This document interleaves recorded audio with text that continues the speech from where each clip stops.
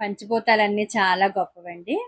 పంచభూతాల్లో బాగా ముఖ్యమైనవి 5 ముఖ్యమైనవే. అందులో 2 ఇంకా ముఖ్యమైనవి. ఒకటి ఆకాశం, భూమి.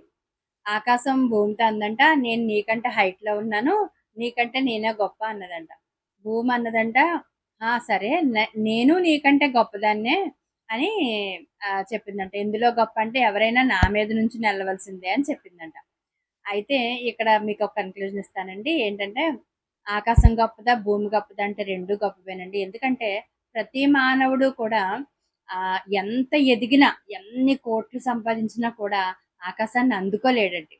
అలాగే ఎన్ని కోట్లు సంపాదించినా భూమి మీద మాత్రమే నిలబడాలి.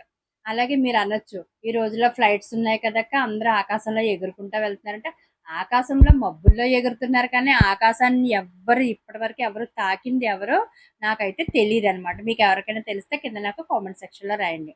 కాబట్టి ఎంత మానవుడు ఎంత సంపాదన సంపాదించినా కూడా ఆకాశాన్ని అందుకోలేడు.